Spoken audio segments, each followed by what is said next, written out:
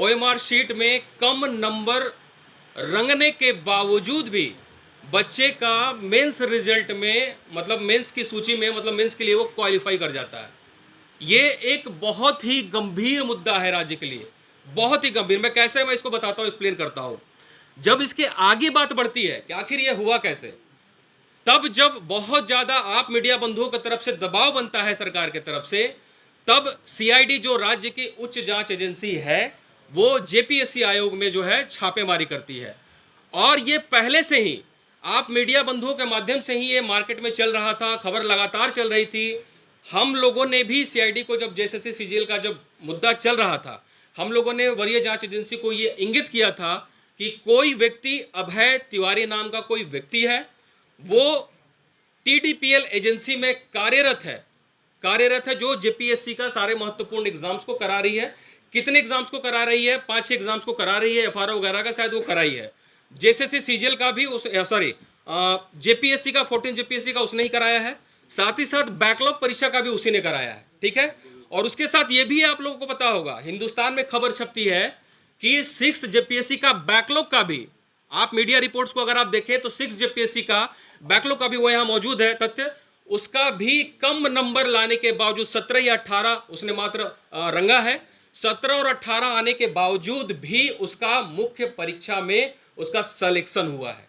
तो सोचिए ये कितना गंभीर मुद्दा है कि यानी कि इसकी गिरफ्तारी होती है, अभय तिवारी की गिरफ्तारी होती है, और जब ये जांच में सामने आता है कि ये टीडीपीएल का कर्मचारी था, साथ ही साथ जेएसएससी में भी इसने मीडिया सूत्रों के मुताबिक जो बताया जा रहा है कि जेएसएससी सीजीएल में भी या और भी परीक्षाओं में वो काम कर रहे थे। हालांकि इसकी मेरे पास कोई पुख्ता जानकारी नहीं है, ये मैं मीडिया सोर्सेस के बहाने से ही बता रहा हूं। लेकिन यहां महत्वपूर्ण ये है कि यही बंदा यानी कि अभय तिवारी, ये जेएसएससी सीजीएल का बीएसओ रैंक का सेकेंड रैंक होल्डर है, सेकेंड रैंक होल्डर, ये स्पष्ट है। और साथ ही साथ उसने जेएसएससी की तमाम परीक्षाएं 4 से 5 परीक्षाओं में क्वालिफाई किया है। और इंग्लिश में पीजीटी पर जहां मेरी जानकारी है, पीजीटी का वो टॉपर है इंग्लिश का। यानी कि ये जेएसएससी में ये बंदा सारे एग्जाम में टॉप करता रहा है और सारे एग्जाम को ये सिलेक्शन पाता रहा। तो मेरा एक प्रश्न है कि ये कैसे संभव है? बताइए कि एक ही आदमी जिसकी संलिप्तता एजेंसी में हो, जो एजेंसी में ऑलरेडी टीडीपीएल में काम कर रहा है, उसकी गिरफ्तारी होती है। यहां पे ये खुलासे होते हैं कि वो टीडीपीएल का कर्मचारी था, इतने कम नंबर में पास है, उसके पास से 5 लाख रुपए भी बरामद हुए, और भी तरह के तथ्य जो सीधा सीधा इंगित करते हैं कि अभय तिवारी नाम का कोई शख्स है जो टीडीपीएल का कर्मचारी है, वो इन सारी चीजों में इन्वॉल्व है।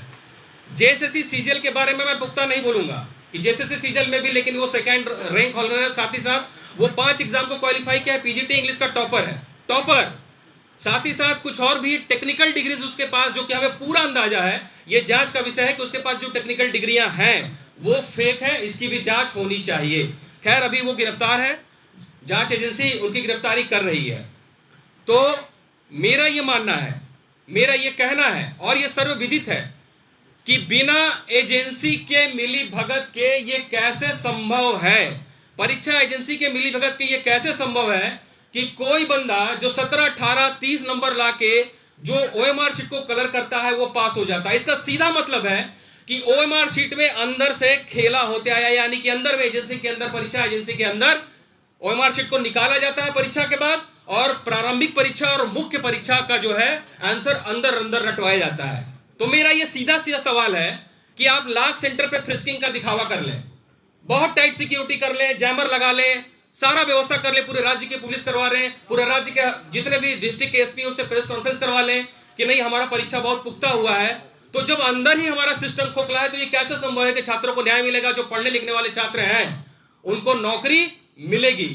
और इसकी बात की भी क्या गारंटी है कि जेपीएससी ने जो एग्जाम कराया है और जो एग्जाम कराया है उन सारी परीक्षाओं में नहीं हुआ है? जब हमारे एक मीडिया बंधु ने जब ये खुलासा किया ओएमआर शीट का, सबसे पहला 14 जेपीएससी का, उसके साथ ही साथ बैक टू बैक आप 2 दिन के बाद देखिए हिंदुस्तान न्यूज में उसका बैकलॉग का भी आया, बैकलॉग का भी उसका आया कि वो 17 नंबर लाके 18 नंबर, जो भी नंबर मुझे याद नहीं है लेकिन 20 के अंदर ही है, वो लड़का मेंस में पास आउट है। दैट सिंपली मींस कि जितना भी एग्जाम हो रहा है इन सारे एग्जाम में अंदर से एजेंसियां घाल मिल करके मेरिटोरियस छात्र, जो झारखंड के जो गरीब छात्र हैं, मेहनती छात्र हैं, जो हमारे आदिवासी मूलवासी भाई है, सबका हक मारा जा रहा है इन एजेंसीज के द्वारा। और ये सब कुछ एक प्लान्ड वे में, एक संरक्षण के द्वारा चल रहा है। और मुझे पूरा अंदेशा है कि ये अभय तिवारी कोई छोटा मोटा मोहरा नहीं हो सकता।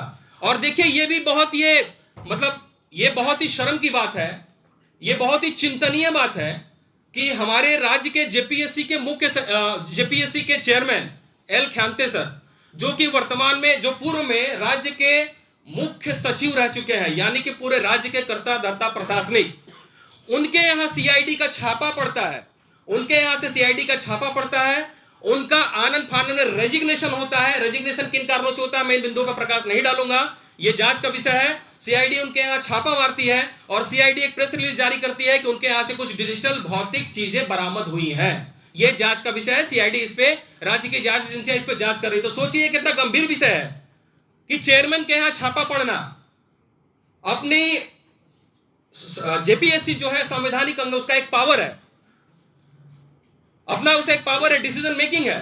तो सोचिए ये कितना बड़ा स्कैम है कि जेपीएससी के चेयरमैन के यहां छापा पड़ता है। यह क्वेश्चन झारखंड की जनता जानना चाहती है कि आखिर क्यों, और अभी तक जेपीएससी की तरफ से कोई भी प्रेस कॉन्फ्रेंस करके ये नहीं बताया जाता है कि उसकी गिरफ्तारी क्यों हुई थी।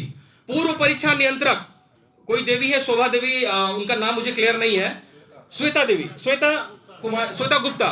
सोचिए परीक्षा नियंत्रक, मतलब कि एग्जाम का टोटल कैसे एग्जाम होगा, कहां कितने सेंटर्स बनेंगे, सीट अलॉटमेंट कैसे होगा, क्वेश्चन पेपर कैसे जाएगा, सारा चीज का जिम्मेदारी उनका होता है। सोचिए परीक्षा नियंत्रक गिरफ्तार हो रहे हैं, परीक्षा नियंत्रक गिरफ्तार हो रहे हैं इस राज्य में। तो सोचिए एक कितना बड़ा स्कैम, कितना बड़ा स्कैम चल रहा है अंदर ही अंदर, ये जांच का विषय है। और मैं सरकार से यह मांग करता हूं कि सिर्फ इस मुद्दे को 14वीं जेपीएससी तक नहीं रखी जाए, क्योंकि जहां तक अभी जांच, जो मीडिया बंधु के आप लोगों के माध्यम से ही पता चल रहा है कि फिलहाल जो जांच का केंद्र बिंदु है वो 14वीं जेपीएससी है। जबकि हिंदुस्तान न्यूज के माध्यम से यह पता चल रहा है कि 6ठी जेपीएससी का बैकलॉग का भी ओएमआर शीट बाहर वायरल हुआ है। ये मीडिया बंधु और पूरे झारखंड राज्य में सोशल मीडिया प्लेटफॉर्म पे ये ओपन है, तो इस पे भी जांच का बिंदु है। साथ ही साथ उस एजेंसी ने कौन कौन से एग्जाम कराए हैं, कालांतर में बहुत सारे आरोप लगते आए हैं, बहुत सारे आरोप। मुख्य परीक्षा का आंसर लिखे जाना जो कि हैंड रिटन होता है, ओएमआर पे भी नहीं होता है, सोचिए। और छात्रों का आरोप है, कई बार ये मीडिया के माध्यम से बताया गया है कि अंदर अंदर कॉपियों को लिख के और कॉपियों का क्लिप बदला जाता है। जैसा कि जो एफआईआर हुआ था नगड़ी थाना में, अगर आप लोग को पता होगा तो कोई शिवशंकर शर्मा जी एफआईआर किए थे, उनके एफआईआर में यह दिया गया था। लेकिन एक अजीब बात यह है कि 18 फरवरी को ही हाई कोर्ट में इसका केस फाइल होता है, उसका केस फाइल होता है 18 फरवरी को ही, 18 फरवरी को। मैं आप सभी को यह बताना चाहता हूं, और यह झारखंड हाई कोर्ट की वेबसाइट पे है, 18 फरवरी को ही यह केस फाइल होता है। पर सबसे अजीब बात तब लगती है कि जब उस केस का डिफेक्ट तक रिमूव नहीं किया जाता है और उस पर आगे सुनवाई नहीं होती है। यह भी एक बहुत बड़ा प्रश्न चिन्ह खड़ा करता है कि जिसने एफआईआर कराया और उन्होंने ही केस फाइल किया, और जब इतना महत्वपूर्ण मुद्दा हाई कोर्ट में कोई भी न्यायालय में आती जाती है तो न्याय का गुहार लगाता है कि वहां उसे न्याय मिलेगा, लेकिन वो केस का डिफेक्ट तक रिमूव नहीं हुआ और केस वहीं पे वो खत्म हो गया, जहां तक मेरी जानकारी है। और ये हाई कोर्ट के वेबसाइट पे भी ये है। तो मैं सरकार से मांग करता हूं कि जेपीएससी में जितने भी एग्जाम्स हुए हैं, पूर्व में एग्जाम हुए हैं, ये देखा जाए कि इस एजेंसी ने कौन कौन से एग्जाम कराए हैं, और उस एग्जाम्स का भी जांच, ओएमआर शीट का मिलान कराया जाए।